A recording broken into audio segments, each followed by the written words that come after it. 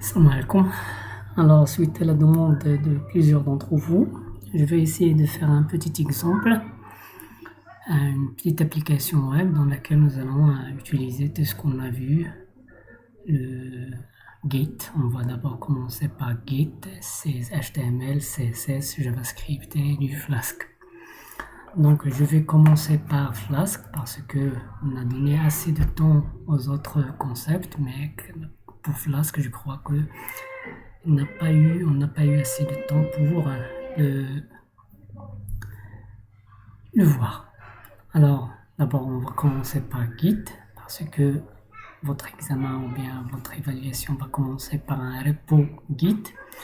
Alors, dans Git, j'ai partagé avec vous bien vous êtes des collaborateurs dans des repositories, donc GitHub, donc là, GitHub.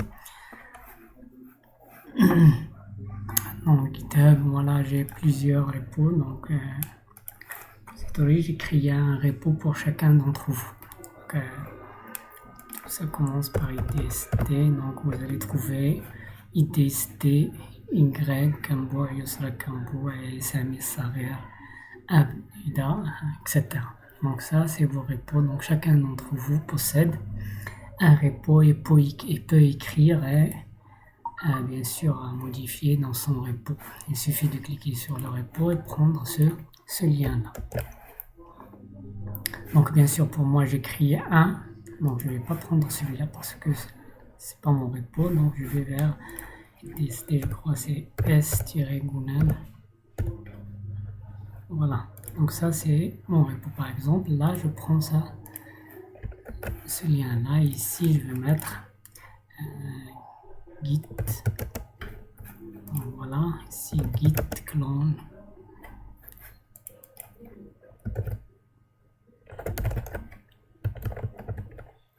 Donc j'ai un problème ici, donc je vais voir avec un autre. Git clone. Et bien sûr là je vais mettre ça. Sauf pour vous sous Windows, j'ai remarqué que vous avez beaucoup de problèmes avec ça, ce Git là. Donc il vaut mieux mettre ici votre identifiant, c'est S1. Dans mon cas, c'est mon identifiant. Ça c'est le nom d'utilisateur, de points et le mot de passe. Votre mot de passe ici. Passe ici et arrobas. Donc normalement vous allez faire ça, votre identifiant GitHub et votre mot de passe, mot de passe, arrobas et le reste. Donc à ce moment là vous allez pouvoir, bien sûr je vais le faire ailleurs moi, donc je vais prendre la SQL et mon mot de passe. Voilà. Et je valide.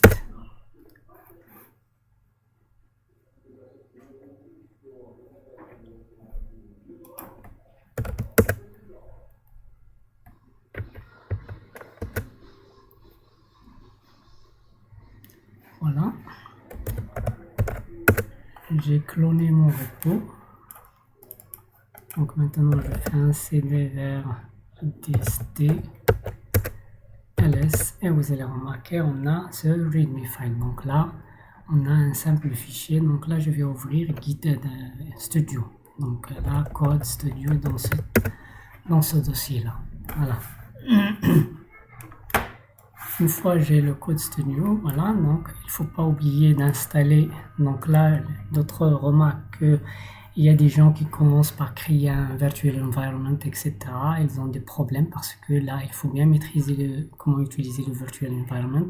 Une fois tu sors, il faut le réactiver de nouveau pour pouvoir récupérer tout ce que vous avez fait ou bien tout ce que vous avez installé dans cet environnement virtuel. Alors moi, je ne vais pas créer de virtual environment, je vais directement installer Flask. Installe Flask et je valide. Je l'ai déjà installé, mais dans ce cas-là, vous voyez là, requirement already satisfied. Donc, une fois que j'ai installé le Flask, je peux tester par Python. Dans Python ici, je vais faire un import from Flask import par exemple, voilà, import pour tester, import Flask. Je valide, donc voilà, ça marche, donc il n'y a pas d'erreur, donc j'ai bien installé Flask. Donc à ce moment-là, on a dit qu'on va ouvrir Visual Studio. Vous voyez là, il est vide, donc je vais créer un premier fichier que je vais nommer server.p par exemple. Voilà, donc dans ce server.p là, nous allons importer. D'abord, la première chose qu'il faut importer, c'est Flask. Donc from Flask, import Flask avec F majuscule. Voilà. Donc je vais commencer par créer une application Flask. App égale. Là, je vais instancier un objet Flask. Donc cet objet, il va posséder en argument ce fichier-là, ce fichier lui-même. Donc là, name. Voilà. Donc cette application maintenant, dorénavant, app, ça c'est une application Flask qui s'exécute sur ce fichier-là. Voilà, après il faut commencer par un root. Root, c'est add, ça s'appelle un décorateur. App.root, root, j'ouvre la parenthèse et je mets slash, c'est-à-dire lorsque j'appelle la racine, bien la page d'accueil, root, qu'est-ce qu'il va faire? Il va exécuter cette fonction-là. Donc je vais définir une fonction que je vais nommer home. Donc ce home-là, dans ce home, il va faire quelque chose. Donc par exemple, on va dire maintenant return bonjour, tout simplement. Je sauvegarde. Et n'oubliez pas qu'il faut. Donc là aussi, il y a d'autres gens qui utilisent. Donc là, le terminal. Donc ici, il y a plusieurs alternatives. Soit je vais appeler run Flask. Mais dans ce cas-là, il faut définir des variables d'environnement et tout ça. Donc pour éviter ces problèmes-là de nouveau, parce que ces variables d'environnement, il faut les recréer à chaque fois que je vais exécuter, sinon il faut passer à d'autres paramètres. Donc je préfère celle-là. Donc tout simplement dire à mon Python, Python, que s'il s'agit de ce fichier-là, si on exécute ce fichier fname égale, je crois que vous avez déjà vu ça dans le cours Python, c'est ça égale à main, c'est-à-dire si j'appelle Python avec ce fichier-là, fname égale à main, alors dans ce cas-là, donc je vais exécuter tout simplement mon application.run. Tout simplement, je sauvegarde. Et avec cette ligne de code-là, maintenant je peux faire Python et tout simplement serveur. Excusez-moi, donc là j'ai un autre égal, if égal, et voilà. Donc voici mon serveur là, il tourne sur l'adresse IP 127.0.2.5000, le port 5000. Donc je peux faire ça tout simplement avec localhost, au lieu de taper tout ça, c'est localhost. Vous voyez, il vous dit bonjour. Donc on a exécuté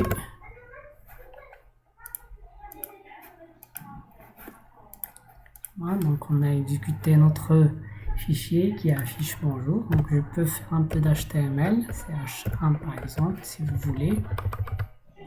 H1, je sauvegarde et j'actualise tout simplement. Donc le problème là, j'ai sauvegardé, nous avons sauvegardé,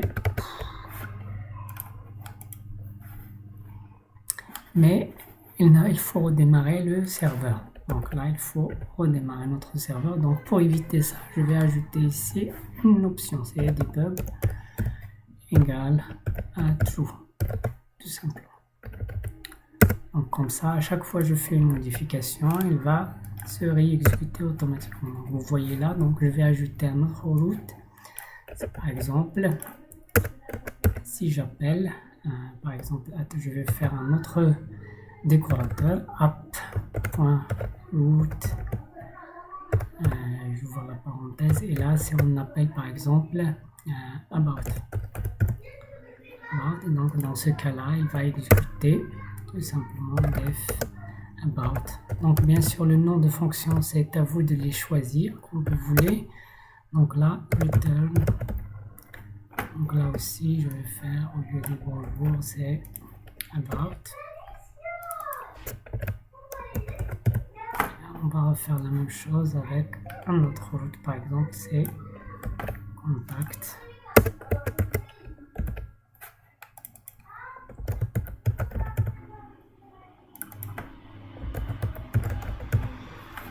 Et là c'est contact.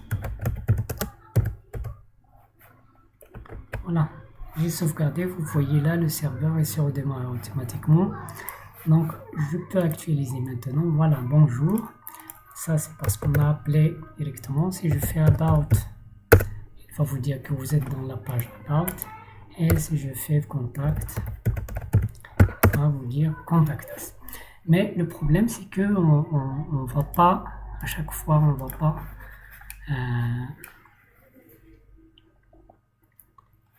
pas créer toute la page ici, donc on ne va pas insérer toute une page là, si on fait contact, si on fait about, si on fait slash, toute une page. Donc c'est pour cela on va passer à autre chose que nous allons voir dans la vidéo prochaine. Voilà. Donc,